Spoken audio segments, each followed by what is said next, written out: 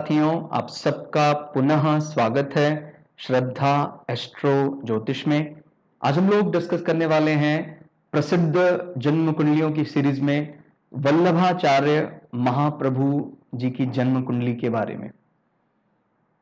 कौन कौन से विशेष योग या कह सकते हैं कुछ ग्रह ऐसे भी यहां आपको दिखाई देंगे जो हम नीच के देखेंगे या सैड मूड में बैठे हुए प्लैनेट हैं, उन्होंने भी व्यक्तित्व में एक विशेष बदलाव किया।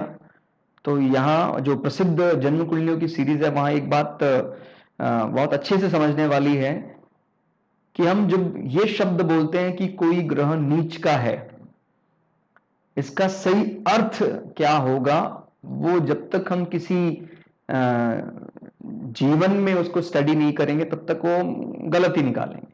बहुत ग्रह ऐसे हैं जो आजकल के समय के अनुसार उच्च के अच्छे माने जा रहे हैं, और कुछ ग्रह ऐसे हैं जो नीच के होने पर बड़े ज्यादा कह देते हैं गंभीर हो जाते हैं, या कह सकते हैं अनुशासित होकर चलते हैं, विनम्र होकर चलते हैं।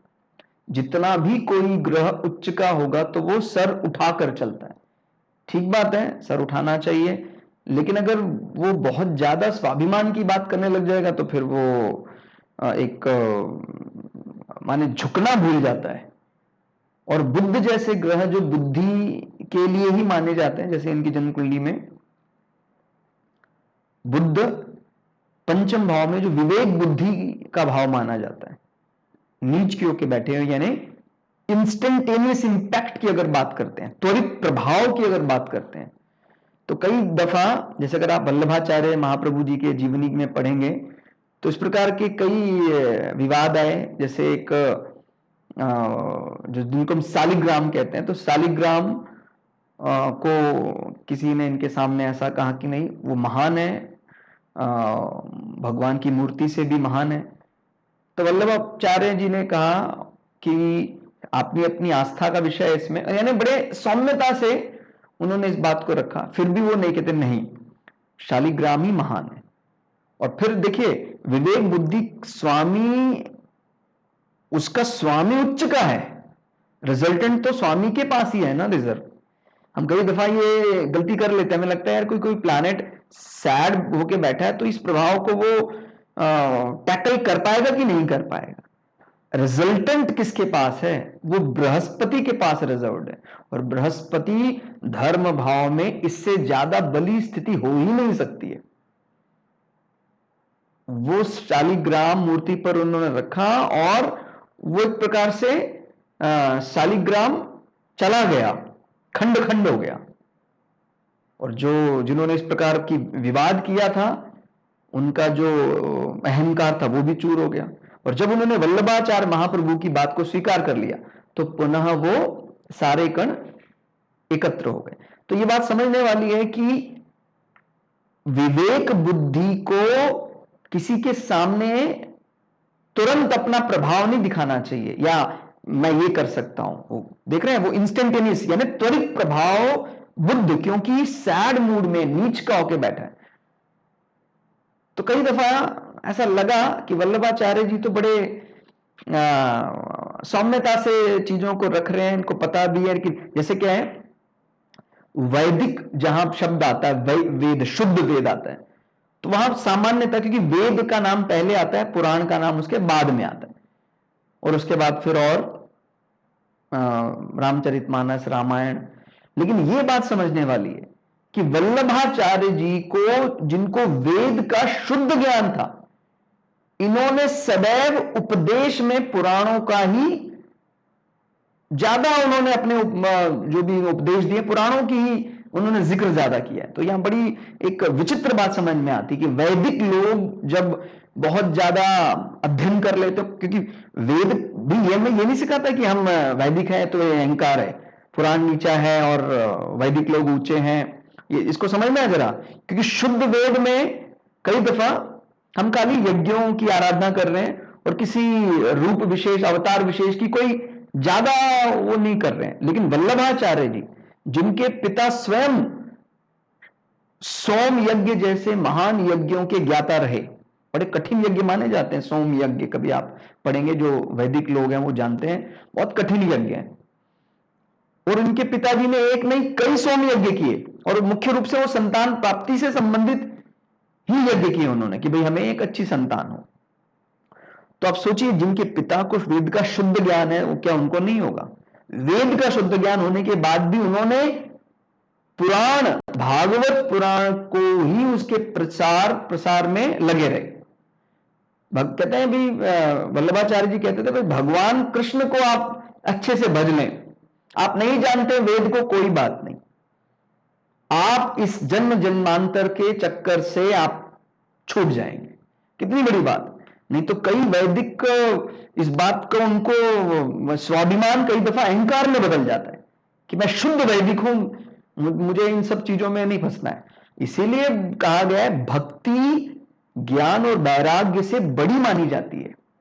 भाई मुझे हो सकता है वेद का शुद्ध ज्ञान हो, लेकिन जो ये वाली बात है कि वेद सर्वोपरि, अगर उसका मुझे कहीं अहंकार हो गया और मैं कहीं भक्ति नहीं दिखा पा रहा हूं, तो मैं तो कहीं का नहीं रहूंगा।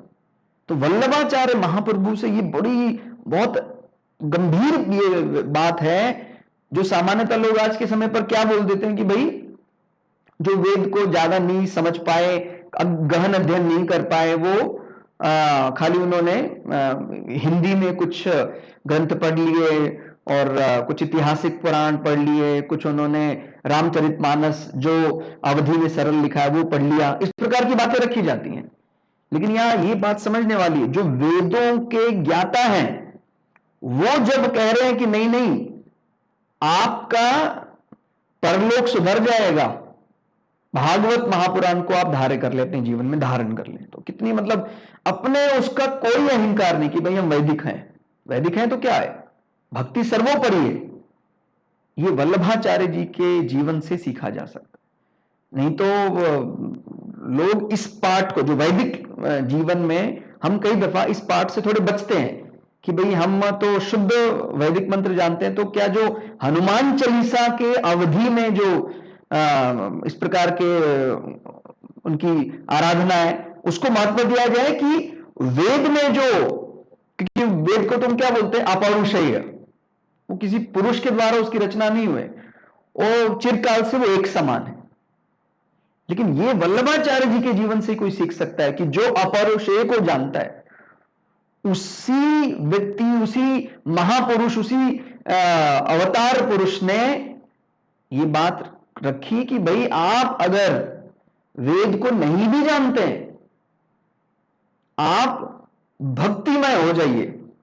अब जैसे वृंदावन में जिस प्रकार से जो भक्ति का लगा, वो उसमें कह सकते हैं मुख्य स्तंभों में उस भक्ति के रस को प्रसारित करने में वल्लभाचार्य जी का प्रमुख नाम माना जाता है। जैसे कहीं आप वृंदावन में जाते हैं, उस ब्रज भूमि में जाते हैं, तो राधा वल्लभ इस प्रकार का, क्योंकि राधा का मतलब क्या, राधा का मतलब भक्ति। तो वो कुंडली से हम जानने का विचार करेंगे, और कुंडली से भी पहले अपने को जिस व्यक्ति की कुंडली का अध्ययन किया जा रहा है, उनके जीवन के व्यक्तिगत जीवन को समझना जरूरी, नहीं तो हम नहीं रिलेट कर पाएंगे कि किस प्रकार से कोई वैदिक, शुद्ध वैदिक व्यक्ति पुराणों की बात को ज्यादा सर्वोपरि रूप से मानता है कि भाई सबका हित होना चाहिए, कोई बात नहीं, कोई वेद का कठिन नहीं समझ रहा है। उनको पता था वल्लभाचार्य को, जैसे जैसे हम कलिकाल में जा रहे हैं वेद का लोप हो रहा है, लोग बहुत कम है जो वैदिक मंत्र नहीं जानते। अब नहीं जानते तो क्या वो सभी नरक में जाने वाले हैं, क्या वो सभी गर्त में जाने वाले हैं? तो वल्लभाचार्य जी ने कहा नहीं, समर्पण कर दीजिए। जैसे गीता के 18वें अध्याय में कहते हैं कि सर्वधर्म तज्य, माने सारे धर्मों का त्याग करके मेरी शरण में आ जा। तो वो शरणागत वाली बात इन्होंने बड़े अच्छे ढंग से कही। कुछ नहीं आता है, कोई बात नहीं, आपका भी बेड़ा पार हो जाएगा। तो लग्नेश चंद्र चंद्रेश पर विचार करते हैं। लग्न क्या है? वृश्चिक लग्न। वृश्चिक लग्न को हम सामान्यतः मानते हैं कि भाई वृश्चिक लग्न वालों को जल्दी समझा नहीं जा सकता है, गुप्त काल पुरुष की कुंडली में अष्टम भाव में माना जाता है। हालांकि अष्टम भाव अष्टांग योग की भी बात करता है। तो उस गुप्तता का इस्तेमाल पूरी तरह वल्लभाचार्य जी ने उसी सिद्धि को हासिल करने में किया। ये अपने जीवन को बड़े अच्छे ढंग से गुप्त रखने में कामयाब होते हैं। और लग्नेश 9th हाउस में नीच के होके बैठे हुए हैं। मैंने ये बात क्यों बोली कि सैड प्लैनेट भी आज के समय पर खासकर भक्ति के लिए बहुत बड़ी आवश्यकता है, क्योंकि भक्ति के लिए हमें कई दफा अपना स्वाभिमान भी त्यागना पड़ता है। चरणों से मिलते हैं वो, ठीक हो गया, माथा चूमने की बजाय अगर चरणों पर ध्यान दे कोई तो ईश्वर जल्दी मिलते हैं, ठीक हो गया। तो ये वाला बात समझ में आता है कि भाई लग्नेश सैड मूड में है, विवेक बुद्धि का स्वामी भी सैड मूड में है। तो जो भक्ति की नींव रखने वाले जितने भी इस प्रकार का क्रांति लाने वाले अवतार पुरुष रहे, उनके जीवन में इन सैड प्लैनेट या कहें नीच के ग्रहों ने कमाल कर दी। यह आवश्यकता है। नीच भंग हो रहा है वो, ठीक है, मंगल का जो साथ है वो बृहस्पति के साथ हो गया, उच्च के बृहस्पति बैठे, नीच भंग हो रहा है। तो हम क्या बात करते हैं कि जहां भी हमारा लग्नेश बुद्धि का स्वामी, शरीर का स्वामी, तो व्यक्ति उसमें लगा रहता है। तो नवम भाव एक तो लंबी यात्राओं की बात करता है, धर्म की बात करता है, तो धर्म के विषय में चर्चा रही। और चर्चा करने वालों में कौन कौन बैठे हैं भाई? बृहस्पति का तो खैर वो जॉडियक में जो निर्धारित किया गया है, जो भौत चक्र में निर्धारित किया है, तो यहां तो उसकी नेचुरल प्लेस है, वहां तो 9 नंबर पड़ता है, यहां पर 9 नंबर यानी धनु राशि पड़ती है। तो बृहस्पति को तो बहुत आनंद आता है, और उस जगह में फिर बृहस्पति कहीं एक्साइटेड होकर यानी उच्च की राशि मिल जाए उनको, तो फिर कहना ही क्या। यानी मंगल का बल भी है और बृहस्पति का शुद्ध ज्ञान भी है, और इस बल का और ज्ञान का उपयोग किसके लिए कर रहे हैं? धर्म के प्रसार के लिए। नवम भाव क्योंकि पिता को भी रिप्रेजेंट करता है, तो पिता को भी बहुत उच्च कोटि का ज्ञान रहा। मैंने बताया जैसे उनको ये मुख्य रूप से वल्लभाचार्य महाप्रभु का संबंध, ये दक्षिण के ब्राह्मण माने जाते हैं, आंध्र प्रदेश से इनका संबंध रहा, और लेकिन इनका बहुत काफी जीवन जो काशी में बीता और मथुरा वृंदावन में बीता, ठीक हो गया। तो ये अपने को ध्यान रखना है कि नवम भाव को यात्राओं का भाव कहा जाता है।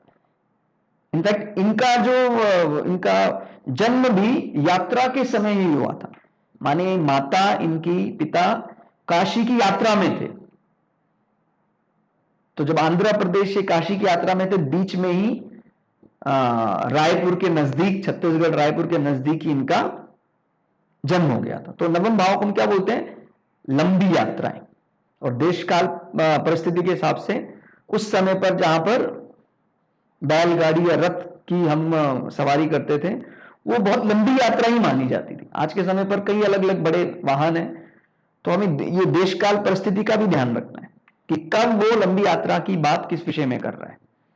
तो ये बात अपने को समझ में आए कि मंगल का संबंध नवम भाव के साथ है, जो लग्नेश है, और वहां पर बैठकर वो अपना नीच भंग करवा रहे हैं। नीच का प्लैनेट विनम्र रहता है, अहंकार से नहीं भरता है, ठीक हो गया। और खाली एक दृष्टि से नहीं, कई दृष्टि से मंगल का नीच भंग हो रहा है। मंगल की मूल त्रिकोण राशि में सूर्य उच्च के होके बैठ गए, और सूर्य और मंगल एक दूसरे से केंद्र में भी है, ठीक हो गया। तो ये तो नीच भंग हो गया है, साथ में ये सूत्र भी ऐड हो गया, प्रभाव बहुत बढ़ गया है। तो मैंने अपने वीडियो में पहले भी कई बताया, अगर आप लोगों ने हमारा रघु संहिता सीरीज देखा हो, कि कोई ग्रह उच्च का बैठा है और कोई नीच भंग मजबूत स्थिति में करवा रहा है, तो जीवन में जो तुलनात्मक परिवर्तन है वो ज्यादा नीच भंग में देखने में आता है। क्यों भाई? जीवन में कुछ नहीं था, शून्यता थी, उसके बाद फिर दूसरी सीढ़ी चढ़ी, धीरे धीरे धीरे धीरे। तो नीच भंग में आदमी सभी स्तरों को जानता है, और उच्च के ग्रह में कहते हैं शुरुआत से मेरा जीवन ऐसा रहा है, जो उसका आनंद है, वास्तविक आनंद है उस परिवर्तन का, वो तो वही ले सकता है जो शून्य से 100 पर गया हो। और जो पहले ही 80 पर गया, अगर वो 80 वाला 90 पर चला भी जाएगा, उसको शायद इतना ज्यादा आनंद नहीं आएगा। तो ये अंतर आप लोग पहले भी हम लोगों ने शेयर किया, आप लोग पुनः इसकी पुष्टि अपने चार्ट को देखकर या जो भी आप चार्ट अध्ययन में है कर सकते हैं कि नीच ग्रह बैठ गया तो घबराने की आवश्यकता नहीं है। और क्या है, मंगल बृहस्पति का मिलन धन योग भी बना रहा है। क्यों धन योग? आप लोगों को पता है, मंगल प्रथम भाव का स्वामी, बृहस्पति पंचम भाव का स्वामी और द्वितीय भाव का स्वामी है। माने first house, second house, first house, fifth house, first house, ninth house, first house, 11th house, इन सारे हाउसेस के स्वामी अगर मिल जाए, दृष्टि डालें, तो धन संबंधी विषयों में फायदा होता है। हालांकि वो धन एकत्रण के रूप में इन्होंने इस्तेमाल नहीं किया, लेकिन हां, जीवन में कभी कोई प्राप्तियों संबंधी कह लीजिए कोई दिक्कत नहीं रही। काशी में रहने का मन रहा तो काशी में व्यवस्था हो जाती थी, पूरे एकदम व्यवस्था माने पूरा समर्पण के साथ उनको सम्मान से रखने की व्यवस्था। और फिर जब मन करता था कि हमें मथुरा में रहना है तो मथुरा में व्यवस्था हो जाती थी। तो जो सांसारिक मनोवृत्तियां हैं, जो सांस्कारिक वस्तुएं हैं, उनका एकत्रण हम धन योग से देखते हैं। और खाली हमारा नाम है, हमारी मन में कोई ऐसी विचार है कि एकत्रण हो जाए, कुटुंब में कुछ प्राप्तियां हो जाए, उसके लिए हम धन भाव नहीं, माने धन योग नहीं, हम राजयोग की बात करते हैं। तो राजयोग मुख्य रूप से यश की बात, धन योग मुख्य रूप से प्राप्तियों की या पैसे की संबंधित विषयों की बात करते हैं। ध्यान दीजिएगा, वल्लभाचार्य जी ने अपने लिए कोई ऐसा संग्रह नहीं किया, लेकिन अगर आप इनके जीवन में पढ़ेंगे, कई गोष्ठियों में इनको उस क्षेत्र के राजाओं ने, जमींदारों ने बहुत धन दिया। उस धन को इन्होंने सेवा में बांट दिया। तो धनयोग तो कारण बन ही रहा है, चाहे ठीक है यश बन रहा है, लेकिन धन आ रहा है, उससे फिर वो यश कमा रहे। उच्च का बृहस्पति और सूर्य पिताजी को गहन ज्ञान देते हैं। सामान्यतः किसी के भी चार्ट में अगर बृहस्पति जैसे प्लैनेट की स्थिति बहुत बली है, सूर्य की स्थिति भी बली है, तो पिता को अच्छा ज्ञान, बौद्धिक स्तर बड़ा अच्छा होता है। तभी वो उस परिस्थिति में आंध्र प्रदेश से काशी, फिर काशी से वापस आंध्र प्रदेश, ऐसी कई यात्राएं करते थे। पूरा मतलब अपने साथ कई परिवारों को लेकर चलते थे। तो कोई इनके यश में कमी नहीं थी इनके पिताजी के, लेकिन उस यशस्वी पिता से अपने को जो मिलता है वो हम नवम भाव की स्थिति और नवम भाव के स्वामी से तय करते हैं। तो नवम भाव का स्वामी चंद्रमा दिग्बली होकर चतुर्थ भाव में बैठे। चतुर्थ भाव उसका नेचुरल प्लेस है। कालपुरुष की मेष लग्न में वो कर्क राशि यहीं पड़ती है, तो वहां उसको आनंद आता है। तो जहां भी रहे भवन के उसमें कोई कमी नहीं रही है वल्लभाचार्य जी को। ठीक है, चंद्रमा का संबंध केतु के साथ आता है और शुक्र भी साथ में केतु के बैठते हैं, तो ये बात समझ में आती है कि भाई मां और शुक्र माने हमारे पार्टनर की बात करते हैं, उनसे बहुत लंबा जीवन में उनके साथ नहीं रहा, क्योंकि केतु किसकी बात करता है? डिटैचमेंट। हालांकि ये डिटैचमेंट वास्तव में तो हम डिटैच करने के लिए ही अटैच होते हैं, भाई हम ज्योतिष सीखने का क्या कारण है, ये अटैचमेंट क्यों है, ताकि परमानेंट डिटैचमेंट हो। ठीक है, तो वो हमें ध्यान रखना, अंतिम लक्ष्य तो वही है, लेकिन उसी अटैचमेंट के कारण ही डिटैचमेंट होगा। लेकिन अच्छी चीजों से अटैचमेंट होगा तभी वो डिटैच कर पाएगा। तो केतु का एजेंडा खराब नहीं होता है, लेकिन अपने को लगना चाहिए कि नहीं यार केतु अच्छा प्लैनेट है। कहते फिर क्या अच्छा है, घर वालों से उसने वो करा दिया, बात नहीं होता, मनमुटाव, चुप रहते हैं एक दूसरे का। तो यही हमें भक्ति की तरफ जाने का समय मिला है। और अगर आप चाहते हैं मनमुटाव भी ना हो, तो पहले ही केतु की दशा में केतु का एजेंडा पूरा नहीं करेंगे तो वो जबरदस्ती करेगा। फिर थोड़ा भक्ति टुवार्ड मोक्षा है, टुवार्ड इस प्रकार की जो सांसारिक वस्तुएं हैं उनसे दूरी बनाना है अपने को, मोक्षा की तरफ जाना है। और सांसारिक विषयों को अगर आप उपयोग भी कर रहे हैं तो डेस्टिनी तय करके कि भाई डेस्टिनी तो वही है। ये सबसे बड़ा रेमेडी होता है इनफैक्ट, जब कभी भी केतु की प्रत्यंतर या अंतरदशा चलती है, कि तुरंत एकदम से समय, हम सामान्यतः ध्यान योग में बैठते हैं 10 मिनट, उस समय 20 मिनट बैठिए, 30 मिनट बैठिए। मैं तो बोलता हूं 2 घंटे हैं, अगर आपके पास 1 घंटा है तो 1 घंटा बैठेंगे तो बहुत आपको ऊर्जा शरीर में बढ़ जाएगी। भय का कारण कई दफा होता ही नहीं है, हम अपने आप ही क्रिएट करते हैं। तो एनर्जी इकट्ठी कीजिए, भय अपने आप चला जाएगा। एनर्जी कहां से इकट्ठी होगी, कहता जी एनर्जी तो टॉनिक पीने से इकट्ठी होगी, नहीं। जिस ऊर्जा की बात वहां कर रहे हैं अष्टम भाव संबंधी, उसके लिए हमें ध्यान में बैठना होगा।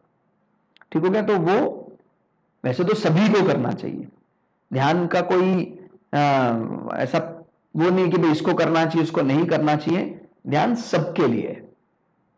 ठीक हो गया। उच्च का बृहस्पति, ये हमने डिस्कस किया। चंद्र केतु का मिलन प्रथम मोक्ष भाव में है। ठीक हो गया। तो 4th हाउस को हम वैसे मोक्ष की नींव मानते हैं, धर्म अर्थ काम मोक्ष। घर में ही बैठा हुआ है, कहीं और जाने की जरूरत नहीं है। मोक्ष संबंधी विचारों की व्यवस्था घर पे ही हो गई।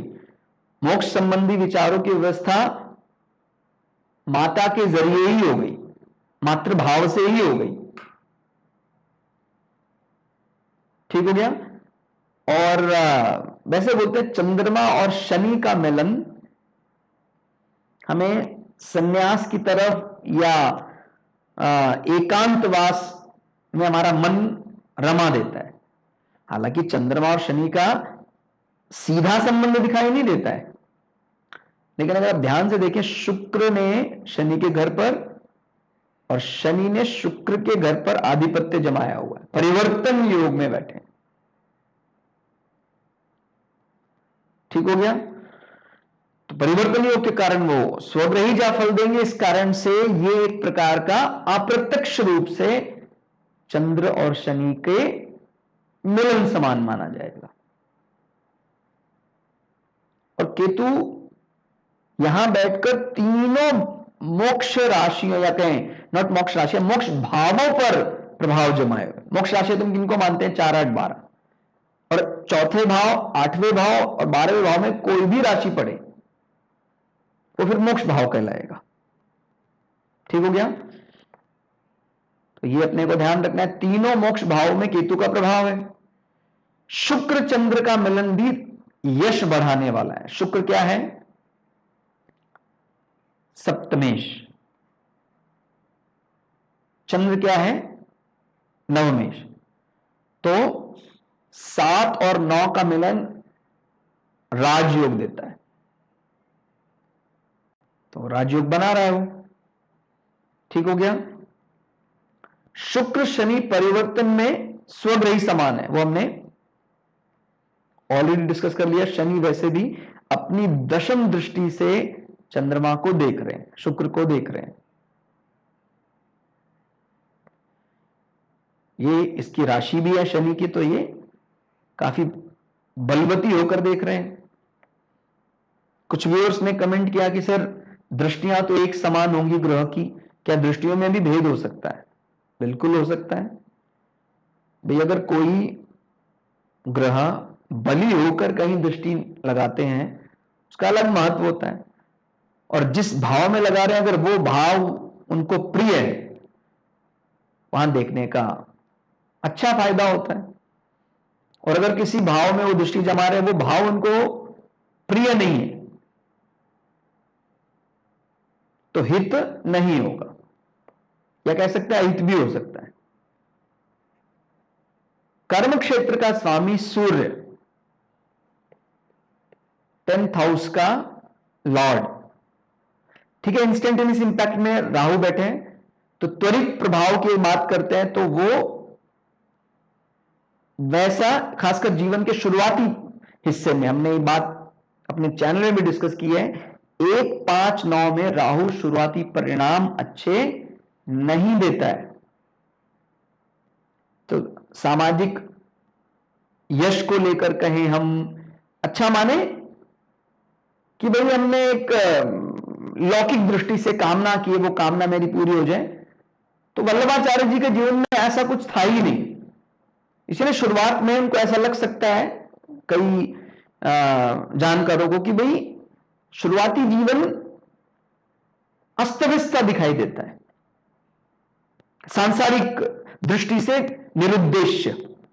वैसे तो वो बहिर्मुखी है केतु, लेकिन सांसारिक दृष्टि से उस बहिर्मुखी का कोई, माने हम काम में लगे हुए हैं, लेकिन वो काम किसके लिए है? लोक के लिए नहीं, परलोक की बात कर रहा है। अब रिजल्टेंट की अगर बात करते हैं, यानी इस घर का स्वामी सूर्य तो बहुत प्रतापी ग्रह है, अगर सूर्य का संबंध कहीं दशम भाव के साथ आ रहा है, तो हमारा निश्चित रूप से जो हमारा सामाजिक दायरा है उसमें बड़े राजा लोग भी होंगे। तो कहां बैठा है? प्रतियोगी भाव में उपस्थित है, यानी कंपटीशन ओवरकम करना। कहां से देखते? छठे भाव से। तो सूर्य जो कर्म क्षेत्र का स्वामी है, उच्च का होकर अगर अपने से गिनते हैं तो 7, 8, 9, अपने से 9 होकर उच्च का होकर बैठा हुआ है। बहुत बढ़िया है। और फिर यह बात भी हमने ऑलरेडी डिस्कस कर ली कि पंचम भाव में बुध जो है नीच का बैठा है, और ये नीच का बुध ही विनम्र रखता है। खासकर जितने भी कोई पंथ धर्म विशेष की स्थापना करने वाले बड़े प्रवर्तक रहे धर्म के, उनका बुद्ध नीच का ही रहा, या कई महत्वपूर्ण ग्रह नीच के रहे। नीच के होंगे तो फिर उनको कोई अर्थ सांसारिक उसका कोई वो नहीं है कि भाई मैं उसका, मुझे गुमान है, मुझे इसका अहंकार है। क्योंकि भक्ति तो आपको पता है हाथ जोड़ने से आती है भक्ति। श्रद्धा भाव कहां से मिलता है? कहते हैं श्रद्धा भाव प्रदर्शन करने से मिलता है, प्रदर्शन करने से नहीं मिलता है। विनम्र होकर हाथ जोड़े रखने से ही हमें श्रद्धा, जो मां है ज्ञान और वैराग्य की, कितनी बड़ी बात है। तो वल्लभाचार्य जी के जीवन को हमने कुछ बिंदुओं से समझने का प्रयास किया, लेकिन मैं आपसे ये जरूर प्रार्थना करूंगा कि किसी भी कुंडली को, इनके योगों को समझने से पहले व्यक्तिगत या कहें उनका जो सामाजिक छवि है उसका भी अध्ययन कीजिए आप, ताकि उन योगों को सही ढंग से मिला पाए आप, कि कैसे कोई पूरी तरह वेद को जानने वाले व्यक्ति संसार में भगवान कृष्ण की बाल लीलाओं को कहकर सभी को मोक्ष का मार्ग दिखा गए। ठीक हो गया? ये एक बड़ा द्वंद्व का विषय रहता है कि नहीं हम तो शुद्ध वैदिक, तो जहां शुद्ध वैदिक है वहां, क्योंकि वेद में सामान्यता कोई ऐसा, क्योंकि वो तो परब्रह्म परमात्मा का जो निराकार स्वरूप है, उनको यज्ञों में भजने की बात करते हैं, अग्निहोत्र की बात, यज्ञों की बात ज्यादा करते हैं वेद। लेकिन जिसको ज्ञान नहीं है उस विषय का, फिर उसके लिए पुराण ऐतिहासिक ग्रंथ, रामायण, रामचरितमानस, इस प्रकार के ग्रंथों की रचना की गई है। लेकिन वल्लभाचार्य जी को देखें तो समझ में आता है कि जो वेद को जानने वाले लोग हैं वो भी अगर समाज में अपने पूरे उस अहंकार को तज के, अपने को कोई अहंकार नहीं, अपने को वेद का शुद्ध ज्ञान है, तो क्या हुआ? सबका कल्याण होगा अगर आप पुराण को बांचेंगे। पुराण, खासकर भागवत पुराण के बहुत, वल्लभाचार्य जी को बहुत तो लगाव था। वो बार बार उनकी बाल लीलाएं, भगवान कृष्ण के रूप का गायन, स्मरण, नित्य भजन करते ही रहते थे। तो दोस्तों, आज के लिए इतना ही। हमने कोशिश की कि उस गंभीर बात को आप तक डिलीवर कर पाए, आप तक पहुंचा पाए। और हम स्वयं स्वीकार करते हैं कि हमारी बुद्धि पूरी तरह परिपक्व नहीं है। हम धीरे धीरे धीरे जो हमने तय किया है कि हम अपने चैनल में ज्योतिष का शुद्ध ज्ञान आप तक पहुंचाएंगे, तो उस लक्ष्य को हम ईश्वर के आशीर्वाद से जरूर हासिल करेंगे। और उसी तर्ज पर ये हमने आज की क्लास रिकॉर्ड की। आपको कैसी लगी कमेंट करके जरूर बताइएगा। मिलते हैं अगली क्लास में। तब तक जय श्री भगु पराशरा, जय श्री शुक्राचार्य, नमस्कार।